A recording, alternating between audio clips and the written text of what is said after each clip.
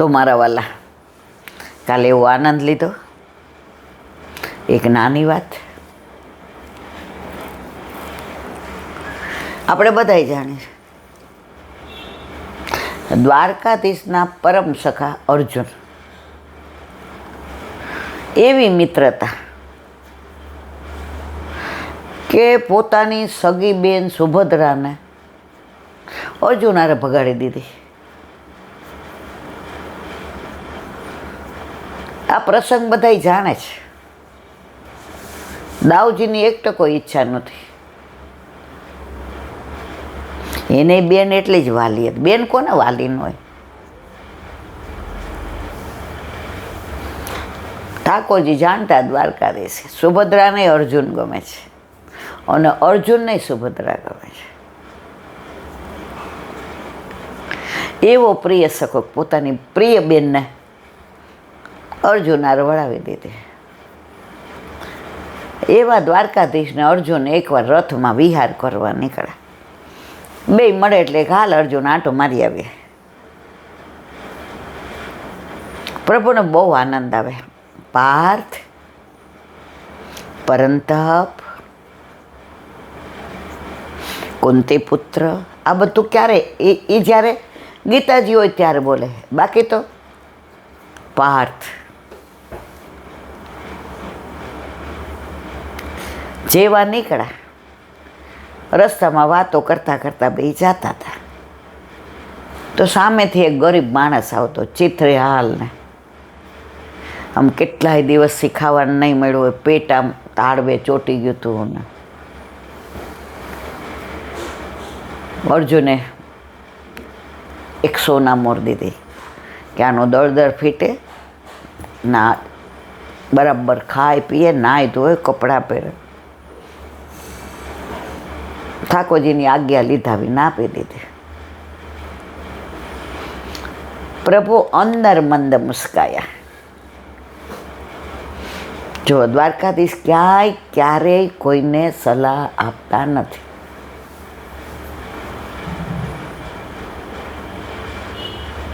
ગીતામાં ઠાકોરજીએ વારંવાર સમજાયું છે, સત્વની રીતે, તત્વની રીતે, લૌકિક રીતે, અલૌકિક રીતે.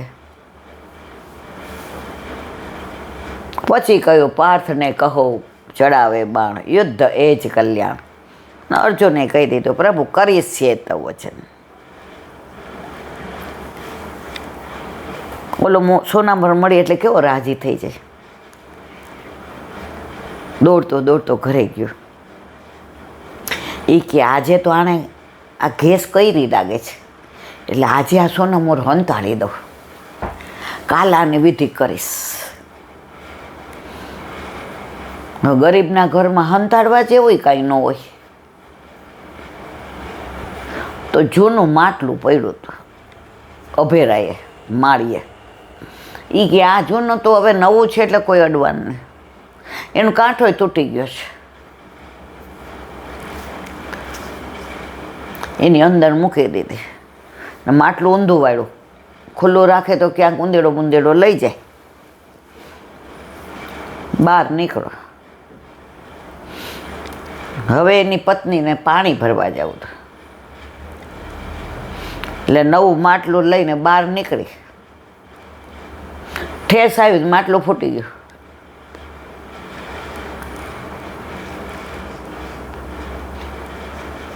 એ કે હવે અત્યારે તો પૈસા છે નહીં, લાવ જૂનું માટલું માળીએ પડ્યું છે.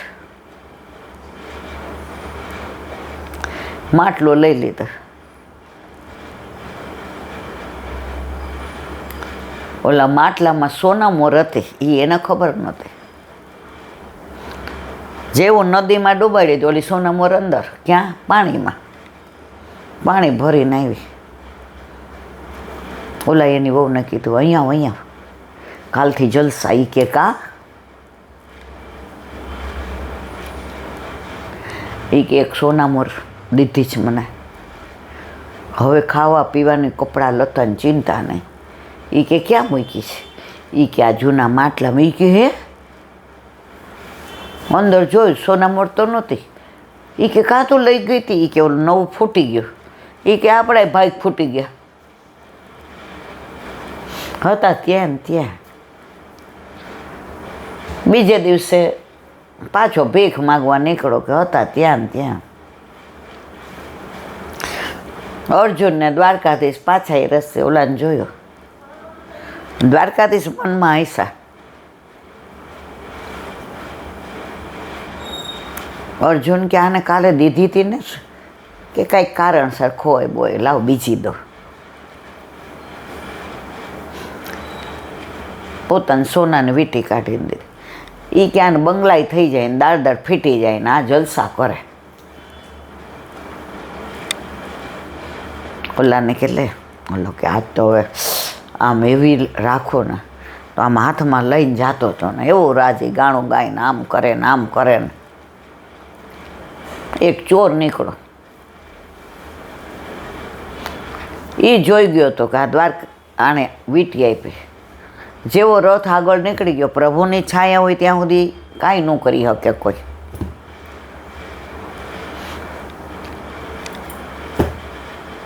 વિચાર કર્યો લૂંટીને લઈ જાઓ. હાથમાંથી ખેંચીને વયો ગયો. ઓલો દોડી શકે? ચોરની 70 નજર, 1000 અને આપણી એક જ. ઓલો કે આપણે તો ભાઈગ જ ફૂટેલા છે, કોઈ ગમે એટલું આવે. ત્રીજે દિવસે પાછો અર્જુન કરો રો, આને તો જો ભીખ જ માગવી છે. ત્રીજે દિવસે ઠાકોરજી કે તું રહેવા દે, હું આપું છું. એક સોનામોર ઠાકોરજી આપી. દ્વારકાધીશ લે, લઈને નીકળો. નદી આગળથી પસાર થતો હતો. બરાબર હાંચવેલી હતી. ઓલી ધોતી પહેરી હતી ને એમાં ભરાવી દીધી હતી. ઓલો માછીમાર ઝાડમાં માછલી હતી એક આટલી મોટી સરસ. એને પકડી અને ઓલી એવી તરફડે આમ કે મને કોઈ છોડાવી લે તો સારું, મને પાછી જળમાં નાખે તો સારું. એટલે માછીમારને કે આ માછલીને છોડી દે. એ કહેવાય મને કહેવાય શું, મારું નામ માછીમાર, મારે માછલી મારવાનું એ જ મારું કામ, તું તારું કામ કર, હું મારું કામ કરું. એ કે છોડાવ હોય તો. બોલો કે આ ભિખારી શું દેવાનો છે? એ કે 100 ના મોર. એ કે લે છોડી દે. ઓલાએ છોડી એટલે માછલીને આણે પકડીને વાલ કર્યો કે ભલે મારે 3 દીથા આમે મારો કાંઈ મેળ પડતો નહોતો, મારા નસીબમાં જ ધન નથી, મારે ભીખ જ માગવાની છે. એટલે માછલીને વાલ કરીને પેટ ઉપર આમ દબાવ્યું ને તો ઓલી સોનામર જે એની વાઈફ, એની વહુ, માટલું પેલું જૂનું લઈને આવી હતી અને અંદર ડૂબાડ્યું ને નીકળી ગઈ હતી. એ આ માછલીના મોઢામાં ગઈ હતી. અને એ સોનામર બાર એ કે લે. એટલે જોરથી બોલવા માંડ્યો, મળી ગઈ, મળી ગયું, મળી ગયું, મળી ગયું. તો ઓલો ચોર હતો ને એ બીજા ચોરની યાર વાતું કરતો હતો. એ કે આ વીંટીની કિંમત છે ને આપણા બેનું દર ફીટશે. ત્યાં બૂમ પાડી મળી ગયું, મળી ગયું, મળી. એ કે વીંટી મૂકીને ભાગ્યો બાપા. એ કે આ તો રાજમાં કહી દેશે તો આ રાજા તો એવો છે ને આપણને ફાંસીએ લટકા.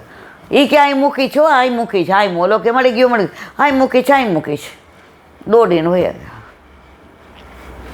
અને વીંટી વહી ગઈ હતી, એ મળી ગઈ.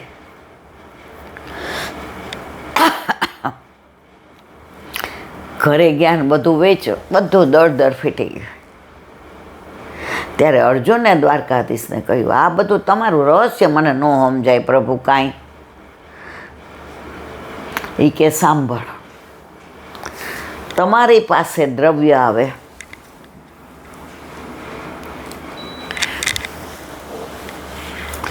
જો તમે બીજાનું ભલું કરો, જો સારા કાર્યમાં વાપરો, જો તમારા દ્વારા સત્કાર્યો થાય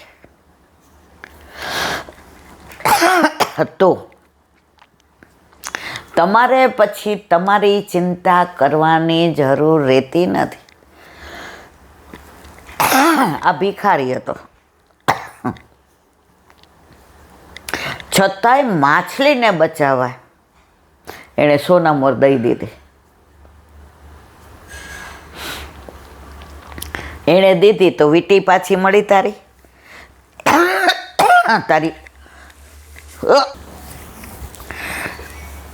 ત્યાં પીતી સોનામોરી મળી ગઈ ને વીંટી મળી ગઈ.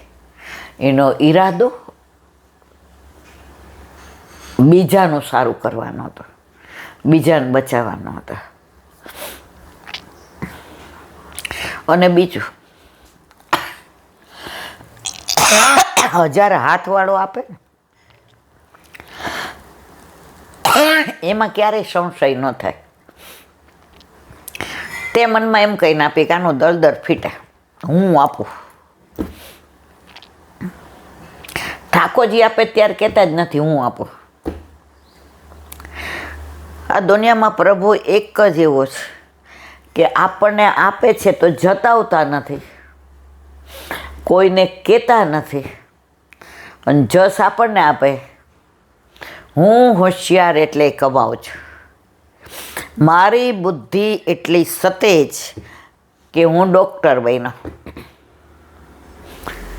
મારામાં એટલી ઇન્ટેલેક્ચ્યુઅલ કે હું સીએ બન્યો. ઠાકોરજી કે બેસ જાનું મનો, પણ પ્રભુ રાજી થાય. આપણા છોકરાની ફી આપણે ભરી હોય, પેટે પાટા બાંધીને ભણાવ્યા હોય, રાતના વાંચતો હોય 2-3 વાર ચા બનાવી દીધી હોય, એનો રૂમ સાફ કરી, એના કપડાં લઈ આવે, તું વાંચ હું કરું છું. 3-4 વાર તો ઉપર નાસ્તો દઈ આવીએ ભાઈ. પછી ઠોકરો બોર્ડમાં નંબર આવે, ઇન્ટરવ્યૂ લે.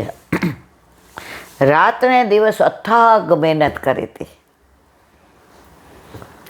તારા મા બાપે પૈસા તારા માટે આટલા જાયગા, ચારે બાજુ તારી ફી માટે દોડ્યા. એક હાંધે ને 13 તૂટે ત્યારે એણે પૈસાની વ્યવસ્થા કરી. એમ આપણા ઘરે આપણા માથે બિરાજતા આપણા ઠાકોરજી આપણા માટે બધી જ વ્યવસ્થા કરે છે, પણ છતાંય આપણે શું કહીએ, એ તો હું હતી ને એટલા બધું થયું. ના હોય તો ખબર પડે તારા કરતાં સારું થાય. તું હતી એટલે થોડી નડતી હતી બેન. એટલે ઠાકોરજીએ એક જ કીધું, મોરલ ઓફ ધ સ્ટોરી, હંમેશા બીજાનું સારું કરશો, ઠાકોરજી એના કરતાં પણ વધારે સારું તમારું કરશે. પછી ત્યારે ને ત્યારે ન કરે તો પાછા કે ખરે આપણે તો કાંઈ ન મેળ પડ્યો. પણ સમય આવવા દો. કેરી છે ને કાર્બોરેટથી પકવો એટલે માંદા પડો જ. કેન્સર એ થાય ને કિડની ફેલ થાય, પણ ઓલા આંબા ઉપર એવી પાકે અને પોપટ આમ ચાંચ મારે ને કેરી નીચે પડે એની મેળે. મારા વાલા ચાખી જોજો. અમે નાનપણમાં આવી જ કેરી ખાધી છે. ગામમાં ગમે એ મામાનું આંબાવાળી હોય, આપણે ભાણે એટલે જઈને તો એ હખણા રહેતા જ નહોતા, પથરા તો મારતા જ હતા. પણ વૃક્ષ પાસેથી એ શીખવાનું કે તો કોઈ તમને પથરા મારે ને તો એને ફળ આપજો મીઠા. આપણે તો ઘણીવાર કોઈ આપણી આરામ કાંઈ સારું કર્યું હોય ને, એ તો એમાં એનો કાંઈક સ્વાર્થ હશે, નહીં તો આપણને અલા ભાઈ બિચારાએ તને આટલું સરસ રીતે રાખ્યું, તારું બધું કામ આટોપી દીધું, એમાંય તું ડાઉટ કરી હશે કાંઈક કારણ. આ કેવો આપણો સ્વભાવ છે. ઠાકોરજી કહે છે મને નામ લે છે એટલે આને કાંઈક કામ તો છે જ. આપણે તો એવા જ છીએ. આપણે ફળની અપેક્ષા વિના કાંઈ કરતા નથી. ત્યારે અર્જુન રાજી થઈ, પ્રભુ તમારી લીલા ન્યારી ન્યારી ન્યારી. તમારા પર જાઉં વારી વારી વારી વારી.